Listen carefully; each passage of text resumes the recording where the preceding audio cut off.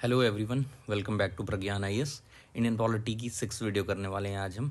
आज का टॉपिक हमारा है डीपीएसपीज पे, पार्ट 4 पे। और कल जो हमने वीडियो की थी वो थी फंडामेंटल राइट्स पे। आर्टिकल 32 के अंडर 5 तरह की रिट्स आती हैं जिन पे बहुत सारे क्वेश्चंस पूछे गए हैं प्रीवियस एग्जाम्स में। तो वो जो पर्टिकुलर 5 रिट्स हैं वो मैं सब्सिक्वेंट वीडियो में कवर कर लूँगा, और कल वाली वीडियो में वो 5 रिट्स के बारे में कोई क्वेश्चन नहीं था। तो स्टार्ट करते हैं आज के वीडियो से। इससे पहले मैं बता दूं कि आज 12 अक्टूबर है एंड प्रज्ञान आईएएस पे चल रहा है एक ऑफ़र है, 50% ऑफ है सभी कोर्सेज पे, एसएसबी या सिविल सर्विसेज के रिलेटेड।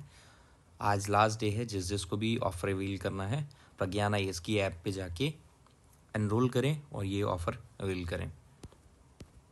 स्टार्ट करते हैं आज की वीडियो से। Directive principles of state policy are mentioned in which part of the Indian constitution. ये हम पहले कर चुके हैं क्वेश्चन। पार्ट 1 में हमें आता है union and it's territories, part 2 में सिटीजनशिप, पार्ट 3 में फंडामेंटल राइट्स एंड पार्ट 4 में हमारा आता है डीपीएसपीज। ठीक है, पार्ट 4 में हमारा डीपीएसपीज आता है और पार्ट 4A जो है वो है हमारा फंडामेंटल ड्यूटीज़ पे। ठीक है, तो आंसर इसका पार्ट 4 है, यानी कि DPSPs under part 4 of the Indian constitution है। DPSPs are listed in part 4 of the Indian constitution from article 36 to 51। 36 से 51 आर्टिकल्स के बीच में डीपीएसपीज मेंशन की गई हैं। They provide guidelines for the governance of the country. Governance के लिए ये गाइडलाइंस देते हैं। मैंने पहले भी बताया था कि directive principles of state policy, ये वो प्रिंसिपल्स हैं जो डायरेक्शन देते हैं स्टेट को वाइल मेकिंग पॉलिसी। ठीक है, नेक्स्ट क्वेश्चन देखते हैं। The directive principles of state policy aim at what. The directive principles of state policy का एम क्या है? देखिए, political democracy is ensured by the fundamental rights, तो ये हमारा एलिमिनेट है। इंश्योरिंग रिलीजियस हार्मोनी, ये भी डीपीएसपीज का एम नहीं है। प्रोटेक्टिंग द इन्वायरमेंट, ये भी नहीं है। Establishing social and economic democracy, ठीक है, सोशो इकोनॉमिक डेमोक्रेसी के लिए हमारे पास डीपीएसपीज लाई गई हैं। Establishing social and economic democracy. The DPSPs aims to create conditions for social and economic democracy, ensuring the welfare of the people by providing economic justice and eliminating inequality. Economic justice provide करेंगी हमारी DPSPs और inequalities जितनी भी है समाज में उनको eliminate करेगी। ठीक है, नेक्स्ट क्वेश्चन देखते हैं। Which of the following is not a directive principles of state policy? इनमें से कौन सा directive principle of state policy नहीं है? ये इसका आंसर जो है डी हो जाता है, क्योंकि इसमें एक वर्ड लिखा गया है rich, to provide free legal aid to rich. अमीर लोगों को क्या ज़रूरत है फ्री लीगल एड की? ये तो गरीबों के लिए है, for the poor people of the nation ये प्रोविजन ऐड किया गया है। तो आंसर हमारा डी हो जाता है इसका। एक्सप्लेनेशन देखते हैं। The DPSP include providing free legal aid to ensure that justice is not denied to economic constraints, but it focuses on the weaker section of the society, not the rich. ये weaker section of the society पे जो है focus करता है। Which article of the Indian Constitution directs the state to secure a uniform civil code for its citizen? कौन से article में uniform civil code की बात की गई है? ठीक है, सबसे पहले हम देखते हैं कि यूनिफॉर्म सिविल कोड होता क्या है। Article 44 directs the state to endeavour to secure a uniform civil code through the territory of the India to promote national integration.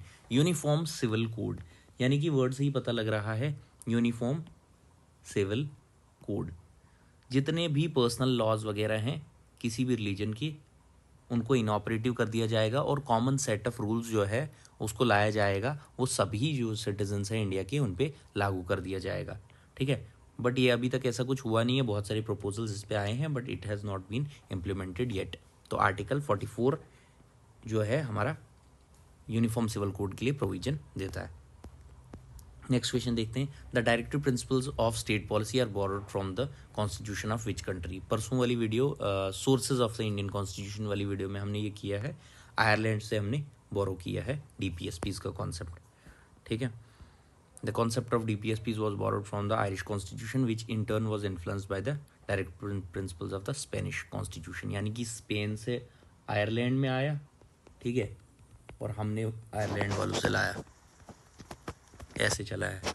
हमने आयरलैंड से ही इंस्पायर होके ये इंक्लूड किया कॉन्स्टिट्यूशन में, और इनने स्पेन से ही इंस्पायर होके इंक्लूड किया अपने कॉन्स्टिट्यूशन में। नेक्स्ट क्वेश्चन देखते हैं, which of the following DPSPs was added by the 42nd Constitutional Amendment Act 1976। सबसे पहले ये याद करा दूं मैं, 42nd कॉन्स्टिट्यूशनल अमेंडमेंट एक्ट हम पहले भी पढ़ चुके हैं, इसको हम मिनी कॉन्स्टिट्यूशन कहते हैं। बहुत इंपॉर्टेंट अमेंडमेंट है ये, और बहुत बार एग्जाम में एज इट इज़ पूछा गया है ये कि मिनी कॉन्स्टिट्यूशन किस अमेंडमेंट को कहते हैं। इसमें कौन सा प्रोविजन हमारे पास ऐड किया गया था? इसमें हमारे पास C, to protect and improve the environment. 42nd constitutional amendment act में ये प्रोविजन लाया गया था, to protect and improve the environment. ठीक है, नेक्स्ट क्वेश्चन देखते हैं, which of the following DPSPs focus on child and maternal health. तो आर्टिकल 42 के अंडर हमारा ये प्रोविजन दिया गया है। Article 42 directs the state to make provision for securing just and humane condition of work and maternity relief for women. Just and humane conditions होनी चाहिए work के लिए, यानी कि जहाँ पे भी कोई काम कर रहा है उसके लिए कंडीशंस जो हैं वो हेल्दी कंडीशन होनी चाहिए, ह्यूमन कंडीशन होनी चाहिए और जस्ट होनी चाहिए। ठीक है, और मैटरनिटी रिलीफ, यानी कि मैटरनिटी रिलीफ होता है जिस वक्त कोई वुमेन जो है प्रेग्नेंट होगी, प्रेगनेंसी के टाइम पे उसको कोई रिलीफ्स दिए जाएंगे। ठीक है, नेक्स्ट क्वेश्चन देखते हैं, which of the following directive principles emphasises the organisation of village panchayat. Most important article 40 के अंडर आता है ये। विलेज पंचायत जो है उसका प्रोविजन कौन से DPSPs में दिया गया है? तो आर्टिकल 42 में दिया गया है। Article 40 directs the state to organise village panchayat and endow them with necessary powers to function as a unit of local self government. ठीक है, लोकल सेल्फ गवर्नमेंट की तरह पंचायती इंस्टीट्यूशन पंचायत जो हैं वो एक्ट करेंगे। ठीक है, और लोकल गवर्नेंस में इंप्रूवमेंट करेंगे। नेक्स्ट क्वेश्चन देखते हैं, the directive principles to promote international peace and security is mentioned in which article. तो it is article 51। Article 51 promotes international peace and security and directs the state to maintain just and honorable relations between nations। ठीक है, next question देखते हैं, which article of the Indian Constitution direct the state to raise the level of nutrition and standards of living to improve public health।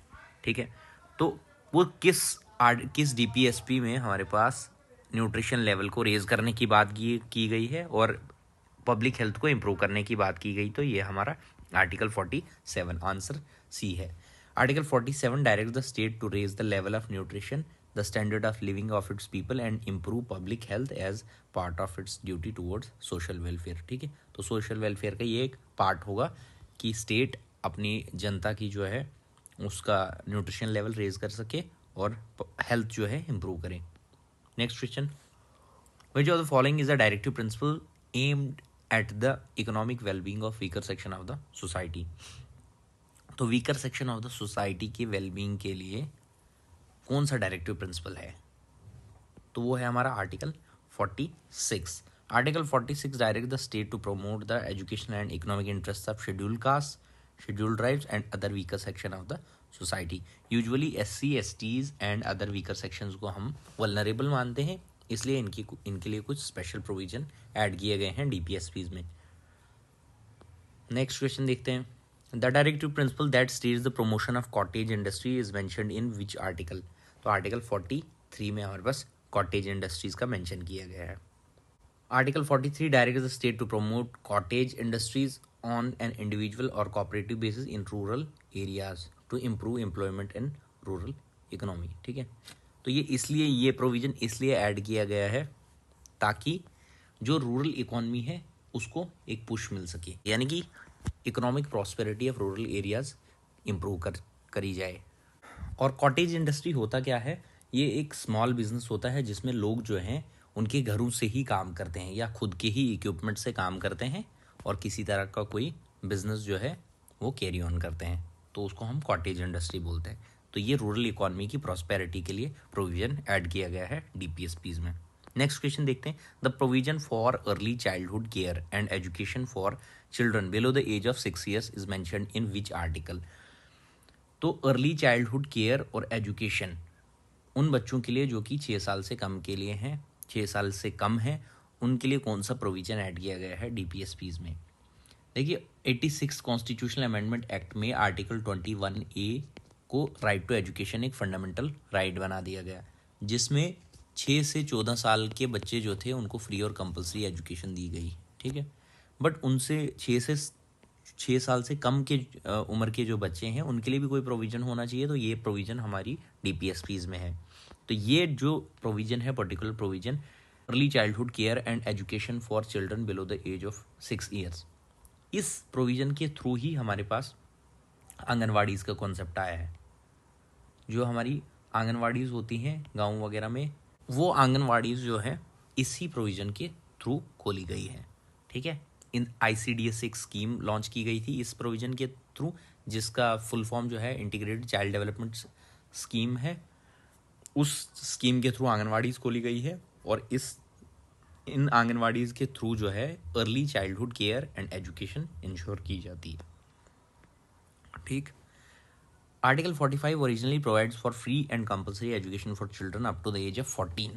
After the 86 constitutional amendment act, it focuses on early childhood care and education for children up to 6 years of age. Article 45 में पहले free और compulsory education का provision था 14 साल तक के बच्चों का, ठीक है। लेकिन उस 86 कॉन्स्टिट्यूशनल अमेंडमेंट एक्ट लाने के बाद क्या कर दिया गया, 6 से 14 वाली कैटेगरी को डाल दिया गया फंडामेंटल राइट्स में और बिलो 6 वाली कैटेगरी रह गई DPSPs में।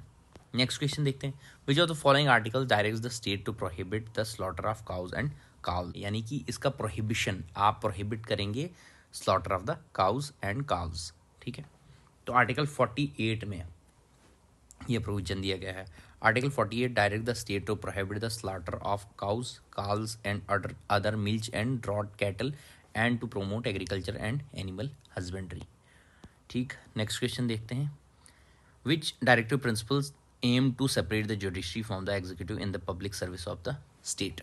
देखिए, सेपरेशन ऑफ पावर का एक कॉन्सेप्ट है, सेपरेशन ऑफ पावर, जिसमें जुडिशरी, एग्जीक्यूटिव और लेजिस्लेचर, ये 3 विंग्स होती हैं। जुडिशरी, एग्जीक्यूटिव, लेजिस्लेचर, इनको अपने अपने स्फीयर्स दिए जाते हैं, ये अपने अपने स्फीयर्स में काम करेंगे। लेजिस्लेचर अपना काम करेगा, एग्जीक्यूटिव अपना काम करेगा, जुडिशरी अपना काम करेगा। तो ये अलग अलग काम करने का ये जो स्फीयर है, ये जो स्फीयर दिया गया है इनको, जिसमें ये अलग अलग से अपने अपने काम करेंगे। तो ये इसका प्रोविज़न जो है हमारे DPSPs में भी है और वो हमारे आर्टिकल 50 में है, ठीक। Article 50 directs the state to take steps to separate the judiciary from the executive in the public service ensuring judicial independence. इसमें यह बोला गया है कि स्टेट को ऐसे स्टेप्स लेने चाहिए जिससे वो इंश्योर कर सके कि जुडिशरी का जो है एग्जीक्यूटिव से सेपरेशन हो। इसमें लेजिस्लेचर वाला कॉन्सेप्ट ऑल्दो नहीं है, बट मैं ये आपको एंटायर जो सेपरेशन ऑफ पावर का कॉन्सेप्ट है ये मोंटेस्क्यू ने दिया था, हमारे एक पॉलिटिकल फिलोसफर थे, मोंटेस्क्यू ने ये कॉन्सेप्ट दिया था। उन्होंने बोला था कि judiciary, executive and legislature should be separated from each other, ठीक है, ताकि वो ज़्यादा एफिशिएंटली और ज़्यादा इंडिपेंडेंटली काम कर सकेंगे।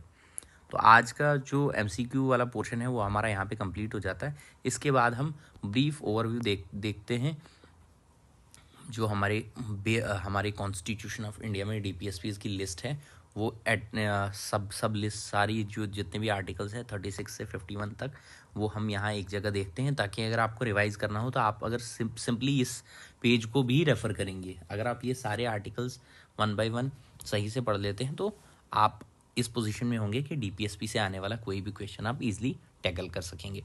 तो 36 आर्टिकल में हमारे पास सबसे पहले पार्ट 4 है, ठीक है, पार्ट 4 है DPSP, यानी कि DPSPs are included in part 4 of the Indian constitution, ठीक है। Directive principles of state policy का मतलब मैं पहले भी समझा चुका हूँ, ऐसे प्रिंसिपल्स जो डायरेक्शन देते हैं स्टेट को वाइल मेकिंग पॉलिसीज़, कि किस तरह की पॉलिसीज़ स्टेट को बनानी चाहिए। 36 आर्टिकल में है डेफिनेशन ऑफ स्टेट, 37 में है एप्लीकेशन ऑफ दीज प्रिंसिपल्स। ये जो प्रिंसिपल्स हैं directive principles of state policy के, इनको अप्लाई करना है। 38 में है to secure a social order for the promotion of welfare of the people, ऐसा सोशल ऑर्डर सिक्योर करना है जिससे हम लोगों का भला कर सकें, वेलफेयर कर सकें, ठीक है। 39 में है certain principles of policy to be followed by, इसमें 4-5 प्रोविजंस हैं। 39A में है equal justice and free legal aid to poor, ठीक है। 40 में है विलेज पंचायत, 41 में है right to work, education, public assistance in certain cases, old age में, पोवर्टी में, इन केसेस में आपको असिस्टेंस मिलेगी, ठीक है। 42 article provision for just and human condition of work and maternity relief, ये हम एमसीक्यू में भी कर चुके हैं। 43 में लिविंग वेजेस का कॉन्सेप्ट है। 43A में management of industries, participation of worker in management of industries है। 43B में कोऑपरेटिव सोसाइटीज़ का कॉन्सेप्ट है। 44 में हमारे पास यूनिफॉर्म सिविल कोड है। 45 में वही early childhood care and education to children below the age of 6 years. 6 में promotion of educational and economic interests of SCs and STs and other weaker section of the society. 47 में duty of the state to raise the level of nutrition and the standard of living and to improve the public health. 48 में organization of agriculture and animal husbandry. 48A में to improve protection and improvement of environment and safeguarding of forest and wildlife. 49 में protection of monuments and places and objects of national importance. 50 article 50 separation of judiciary from executive. 51 promotion of international peace and security. तो अगर ये list आप सही से पढ़ पाते हैं, सही से आप याद रख पाते हैं, तो सभी क्वेश्चंस डीपीएस फीस के रिलेटेड टैकल हो जाएंगे।